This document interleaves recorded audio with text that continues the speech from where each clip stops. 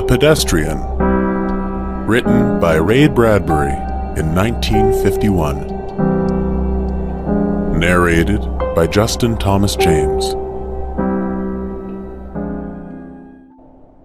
To enter out into that silence that was the city at 8 o'clock of a misty evening in November, to put your feet upon that buckling concrete walk, to step over grassy seams and make your way, hands in pockets, through the silences, that was what Mr. Leonard Mead most dearly loved to do.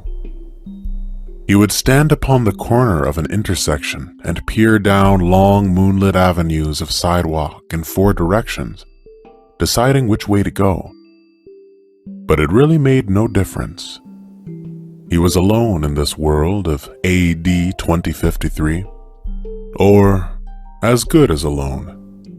And with a final decision made, a path selected, he would stride off, sending patterns of frosty air before him like the smoke of a cigar. Sometimes he would walk for hours and miles and return only at midnight to his house. And on his way, he would see the cottages and homes with their dark windows, and it was not unequal to walking through a graveyard where only the faintest glimmers of firefly light appeared in flickers behind the windows. Sudden gray phantoms seemed to manifest upon inner room walls where a curtain was still undrawn against the night, or there were whispers and murmurs where a window in a tomb-like building was still open. Mr. Leonard Mead would pause, cock his head, listen, look, and march on, his feet making no noise on the lumpy walk. For long ago he had wisely changed to sneakers when strolling at night, because the dogs in intermittent squads would parallel his journey with barkings if he wore hard heels, and lights might click on and faces appear and an entire street be startled by the passing of a lone figure, himself, in the early November evening. On this particular evening, he began his journey in a westerly direction, toward the hidden sea. There was a good crystal frost in the air. It cut the nose and made the lungs blaze like a Christmas tree inside. You could feel the cold light going on and off, all the branches filled with invisible snow. He listened to the faint push of his soft shoes through autumn leaves with satisfaction, and whistled a cold, quiet whistle between his teeth, occasionally picking up a leaf as he passed, examining its skeletal pattern in the infrequent lamplights as he went on, smelling its rusty smell. "Hello in there," he whispered to every house on every side as he moved. "What's up tonight on Channel 4, Channel 7, Channel 9? Where are the cowboys rushing? And do I see the United States cavalry over the next hill to the rescue?" The street was silent and long and empty, with only his shadow moving like the shadow of a hawk in mid-country. If he closed his eyes and stood very still, frozen, he could imagine himself on the center of a plain, a wintry, windless Arizona desert, with no house in 1,000 miles, and only dry riverbeds, the streets, for company. "What is it now?" he asked the houses, noticing his wristwatch. 8:30 p.m.? Time for a dozen assorted murders, a quiz, a review, a comedian falling off the stage. Was that a murmur of laughter from within a moon-white house? He hesitated, but went on when nothing more happened. He stumbled over a particularly uneven section of sidewalk. The cement was vanishing under flowers and grass. In 10 years of walking, by day or night, for thousands of miles, he had never met another person walking, not once in all that time. He came to a cloverleaf intersection which stood silent where 2 main highways crossed the town, During the day, it was a thunderous surge of cars, the gas stations open, a great insect rustling, and a ceaseless jockeying for position as the scarab beetles, a faint incense puttering from their exhaust, skimmed homeward to the far directions. But now these highways, too, were like streams in a dry season, all stone and bed and moon radiance.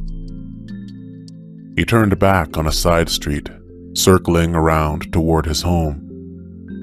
He was within a block of his destination when the lone car turned a corner quite suddenly and flashed a fierce white cone of light upon him. He stood entranced, not unlike a night moth, stunned by the illumination, and then drawn toward it. A metallic voice called to him. "Stand still! Stay where you are! Don't move!" He halted. "Put up your hands!" "But," he said, "your hands up, or we'll shoot!"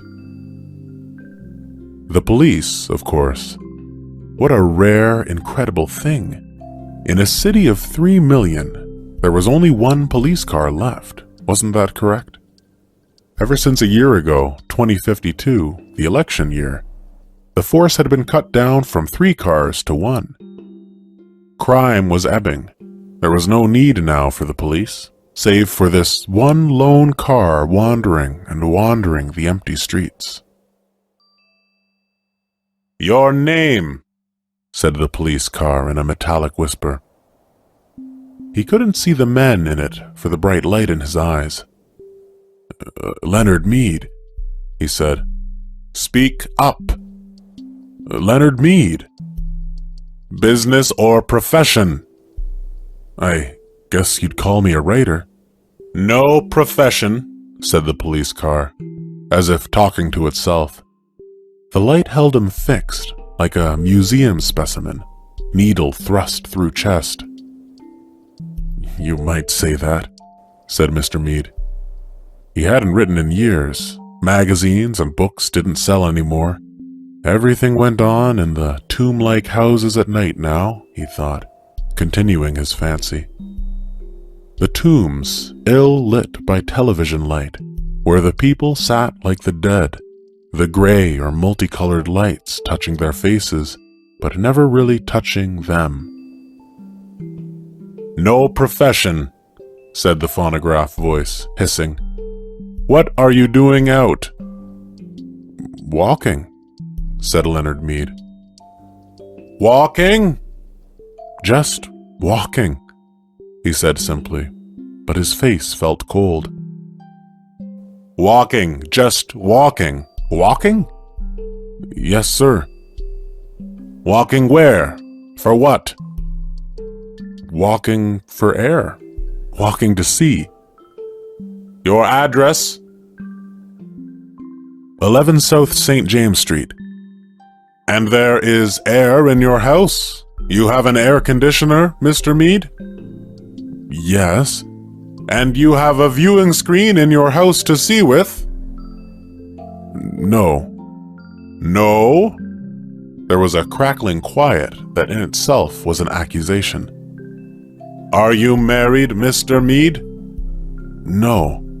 "Not married," said the police voice behind the fiery beam. The moon was high and clear among the stars, and the houses were gray and silent. "Nobody wanted me," said Leonard Mead with a smile.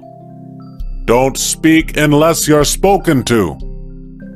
Leonard Mead waited in the cold night. "Just walking, Mr. Mead?" "Yes." "But you haven't explained for what purpose." "I explained. For air, and to see, and just to walk." "Have you done this often?" "Every night for years." The police car sat in the center of the street with its radio throat faintly humming. "Well, Mr. Mead," it said. "Is that all?" he asked politely. "Yes," said the voice. "Here." There was a sigh, a pop. The back door of the police car sprang wide. "Get in." "Wait a minute, I haven't done anything." "Get in." "I protest." "Mr. Mead." He walked like a man suddenly drunk. As he passed the front window of the car, he looked in. As he had expected, there was no one in the front seat. No one in the car at all. "Get in." He put his hand to the door and peered into the back seat, which was a little cell, a little black jail with bars. It smelled of riveted steel. It smelled of harsh antiseptic. It smelled too clean and hard and metallic. There was nothing soft there. "Now, if you had a wife to give you an alibi," said the iron voice. "But where are you taking me?" The car hesitated, or rather, gave a faint whirring click, as if information, somewhere, was dropping card by punch slotted card under electronic eyes. "To the Psychiatric Center for Research on Regressive Tendencies." He got in. The door shut with a soft thud. The police car rolled through the night avenues, flashing its dim lights ahead. They passed one house on one street a moment later. One house in an entire city of houses that were dark. But this one particular house had all of its electric lights brightly lit. Every window a loud yellow illumination, square and warm in the cool darkness. "That's my house," said Leonard Mead. No one answered him.